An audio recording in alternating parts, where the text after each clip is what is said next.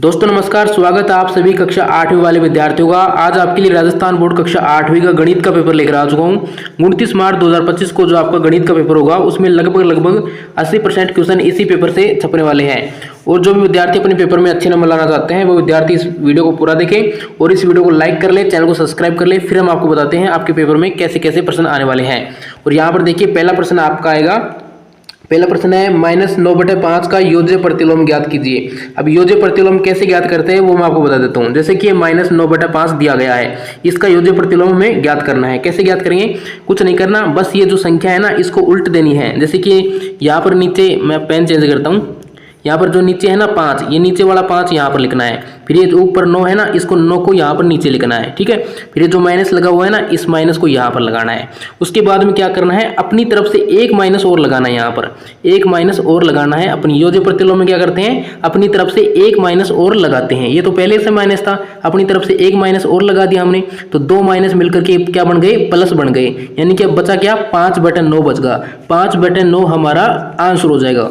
और 5/9 किस में है, ऑप्शन नंबर बी में है। तो option number B is the right. इस प्रकार से इसको करना है, ठीक है। क्वेश्चन नंबर दूसरा दिया गया है, यहाँ पर देख पा रहे हैं, द्विपदी व्यंजक है। दूसरे का राइट आंसर हो जाएगा 5p+4। ये आपका द्विपदी व्यंजक हो जाएगा क्योंकि इसमें दो पद हैं, 1 2।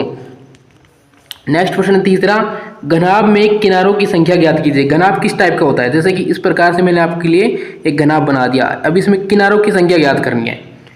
क्वेश्चन नंबर जो तीसरा दिया गया है उसकी किनारों की संख्या ज्ञात करनी है।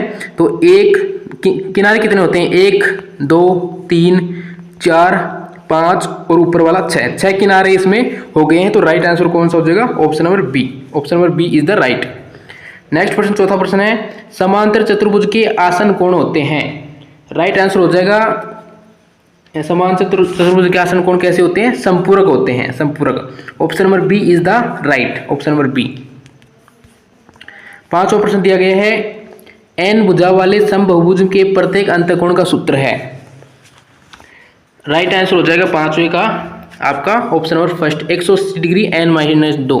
यहाँ पर ये जो प्रश्न है ये कंपटीशन एग्जाम में भी आता है, इसको आपको समझना होगा। जो बड़े बड़े जैसे कि दिल्ली पुलिस की तैयारी करते हैं और बड़े बड़े CHSL CGL inspector police army navy इनकी तैयारी करते हैं ना, उनमें भी ऐसे प्रश्न आते हैं। ये जो प्रश्न आया है ना, ये प्रश्न उनमें भी आता है ना। ये इसका राइट आंसर होगा 180 डिग्री n-2। ये आपका राइट है। नेक्स्ट प्रश्न है, एक ये दिया गया है, मैं पेन चेंज करता हूं ताकि आपको अच्छे से दिखे। एक सिक्का उछालने पर चित आने की प्रायिकता ज्ञात कीजिए। राइट आंसर हो जाएगा 1/6। 1/6 कौन सी हो जाएगा, ऑप्शन नंबर फर्स्ट में। Option number first is the right. सातवां प्रश्न दिया गया है, ये दिया गया है -4p और 7p का गुणनफल है। अब इसका गुणनफल करना है। कैसे करेंगे, जैसे कि इसका गुणनफल मैं आपको करके दिखाता हूँ। जैसे कि -4p हमने लिख दिया है। अब इसका गुणनफल करेंगे तो बीच में गुणा का चिन्ह लगा देंगे। ये अब 7p है ना, इसको यहाँ पर हम लिख देते हैं 7p। ये हमने लिख दिया है। अब इसका गुणनफल करेंगे तो कैसे करेंगे, जैसे कि मैं पेन थोड़ा चेंज करता हूँ। जैसे कि 4 है, 4 और 7 को गुणा करेंगे, संख्या गुणा करेंगे तो क्या बन गया, 7 चौक 28 बन गया, ठीक है। और ये p है, p और p को गुणा करेंगे तो p और p को गुणा करते हैं तो बनता है p² बनता है। और यहाँ पर एक माइनस है, ये माइनस उतर कर नीचे आ जाएगा। आंसर क्या बना हमारे पास में, -28p², -28p²। यानी कि राइट आंसर कौन सा हुआ आपका, ये वाला सी वाला आपका बिल्कुल राइट हुआ है ना। सातवें प्रश्न में मैंने आंसर आपको बता दिया है। अब नेक्स्ट प्रश्न आप सभी के सामने चलते हैं। 8वां प्रश्न, इसमें दिया गया है -4² का मान है। देखो ये माइनस आपको दिया गया है और इसके ऊपर स्क्वायर है, इसका मान पूछ रहा है ना। इसका हम कैसे करेंगे, इसको मैं ये ऐसे नहीं समझ में आएगा, इसको एग्जाम्पल के तौर पर मैं आपको समझाता हूँ। जैसे कि ये 1 है, ये मैंने खुद से लिखा है 1, इसके ऊपर 3 लग रहा है 3। अब इसको सोल्व करो, कैसे सोल्व करेंगे, इसका मतलब है ये जो 1 है ना, ये 1 इसको तो 1 को तो ऐसे कैसे लिखेंगे, ठीक है। अब इसके ऊपर 3 लगा हुआ है, 3 लगा हुआ है ऊपर। जैसे कि मैं यहाँ पर थोड़ा सा, ये 3 लगा हुआ है यहाँ पर, है ना। 3 का मतलब होता है ये जो 1 है ना, इसको 3 बार लिखेंगे, 1 2 3 बार हमने लिख दिया और बीच में गुणा का चिन्ह लगा दिया। गुणा करेंगे, 1 हमारा राइट आंसर हो जाएगा। इस प्रकार से इस प्रश्न को करना है। अब 8वां प्रश्न दिया गया है, -4 और माइनस का 2। इसको कैसे करेंगे, यानी कि जो 4 है ना, इस 4 को ऐसे कैसे लिखेंगे, माइनस है तो माइनस को ऐसे कैसे लिखेंगे। लेकिन जो ऊपर ये दिया गया है ना, इसका मतलब होता है 2 लिखा हुआ है ना 2, इसका मतलब होता है इस 4 को 2 बार लिखेंगे। ठीक है, तो इस 4 को हम 2 बार लिख देते हैं। जैसे कि मैंने 1 बार लिख दिया, फिर मैंने 2 बार लिख दिया, बीच में गुणा कर दिया। ठीक है ना। और ऊपर एक चीज़ का आपको ध्यान और देना है, ये जो ऊपर माइनस लगा हुआ है, यहाँ पर देखो, यहाँ पर ऊपर माइनस और लगा हुआ है, यहाँ पर लगा हुआ है ना। अभी इस माइनस को एक बार यहाँ पर लिखेंगे, माइनस माइनस लिख दिया। अब एक माइनस यहाँ पर लिखेंगे, यानी कि ये 2 माइनस मिलकर प्लस बन गए। अब ये दोनों माइनस मिलकर प्लस बन गए। अब बचा क्या, अब बचा हमारे पास ओनली ये 4 बचा है और 4 बचा है। 4 को 4 को गुणा करेंगे तो क्या हो जाएगा, 16 हमारा राइट आंसर हो जाएगा। 16 किस में, ऑप्शन नंबर सी में, C is the right, C option is the right. जो अब नेक्स्ट अति लघुत्तरात्मक प्रश्न आगे हैं, इसमें आगे हैं 9 से 12 तक के प्रश्न है ना। अब इसको क्या कह रहा है, ये -4/5 दिया गया है, -4/5 मैंने यहाँ पर लिख लिया है। उसके बाद में दिया गया 3/7, इसको गुणा करना है। गुणा करने के लिए इसको हमने गुणा करना है, तो गुणा तो सिंपल कर देंगे। इसको 4 × 12 हमने यहाँ पर लिख दिया, माइनस है यहाँ पर तो माइनस यहाँ पर लगा दिया, यहाँ पर लगाया हमने। अब यहाँ पर गुणा किस करेंगे, ये जो नीचे वाली संख्या है ना, इस दोनों गुणा करेंगे, 7 × 5 = 35, तो यहाँ पर 35 लिखेंगे। राइट आंसर क्या आया, 1 मिनट यहाँ 5 लिख देता हूँ, -12/35 इसका राइट आंसर हो गया। चलो नेक्स्ट प्रश्न आप सभी के सामने क्वेश्चन नंबर यहाँ पर 10 दिया गया है। समीकरण 4x + 3 6 + 2x को हल कीजिए। अब इस हल को करना है तो इसको मैं x का मान ज्ञात करना होगा, सीधी सी बात है। तो कैसे हल करेंगे, इसमें को मैं यहाँ पर लिख देता हूँ 4x + 3 = 6 + 2x। इसमें करना क्या होता है, जो x की वैल्यू होती है ना, उसको एक साइड में लेना होता है, और जो बाकी की संख्या होती है ना, उसको एक साइड में लेना होता है। तो इसको एक साइड में लेते हैं। जैसे कि यहाँ पर मैं पेन चेंज करता हूँ, ये 4x है तो मैंने 4x लिख दिया। उधर ये 2x है, 2x को भी इधर लाएंगे, ये बराबर है ना, इस बराबर के इधर लाएंगे तो ये माइनस में हो जाएगा, तो इसमें माइनस में हम कर देते हैं 2x = हमने लिख दिया, ये = यहाँ पर उतार दिया। ये 6 है, 6 हमने ऐसे कैसा लिख दिया।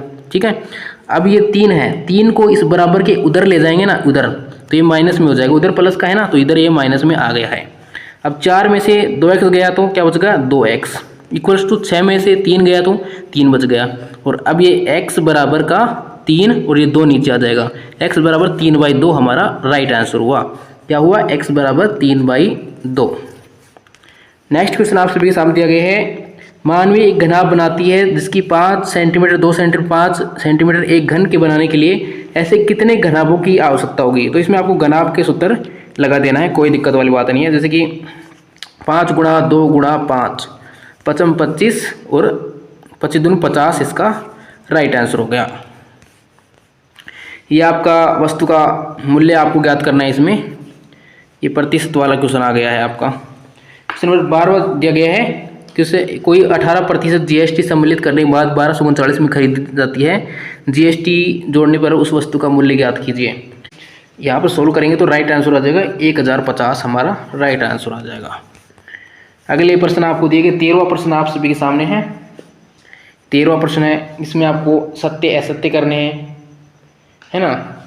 देखो हमारे पास इतना टाइम नहीं है, मेरे को थोड़ा सा काम पड़ गया है, फिर मैं आपको बाद में आंसर करिए। 14वें प्रश्न का आंसर करा देता हूँ, फिर मैं आपको कल इसका वीडियो बनाऊंगा। ठीक है, और कल का वीडियो देखना, कल की लाइव क्लास आपको देखनी है। तो चैनल को सब्सक्राइब कर ले और कमेंट में मुझे बताएं। पहले तो आप चैनल को सब्सक्राइब कर ले, उसके बाद में मुझे कमेंट में बताएं कि सर हमें लाइव क्लास चाहिए, लाइव क्लास में आप हमें पढ़ाओ। तो मैं कल आपके लिए लाइव क्लास लेकर आ जाऊँगा। आज मैं आपको इसका आंसर बताई जा रहा हूँ क्योंकि मेरे को थोड़ा सा काम पड़ गया है, तो मैं आपको ये आंसर बता देता हूँ। एक ठोस का पृष्ठीय क्षेत्रफल जिसके फलकों के योग है, इसका ये इसमें आ जाएगा खालिस्तान में बराबर।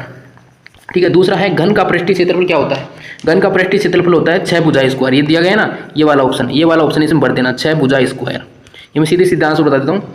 1 लीटर खालिस्तान के बराबर होता है। तीसरे प्रश्न का राइट हो जाएगा 1000 सेंटीमीटर क्यूब के बराबर, 1000 सेंटीमीटर क्यूब। चौथा है किसी ठोस घन द्वारा घेरा गया स्थान कहलाता है। क्या कहलाता है, ठोस घन द्वारा घेरा गया स्थान आयतन कहलाता है। तो आयतन इस खालिस्तान में हम भर देंगे। ये लास्ट एंड फाइनल क्वेश्चन मैंने करवा दिया है और कल मैं लाइव क्लास लेकर आऊँगा और पूरे प्रश्न मैं आपको करवा दूंगा। ठीक है, अभी मेरे को थोड़ा सा इंपॉर्टेंट काम पड़ गया है, तो मिलते हैं आपसे नए वीडियो में लाइव क्लास में। तब तक के लिए जय हिंद। वीडियो लाइक करना, चैनल सब्सक्राइब करना। जय हिंद, जय भारत।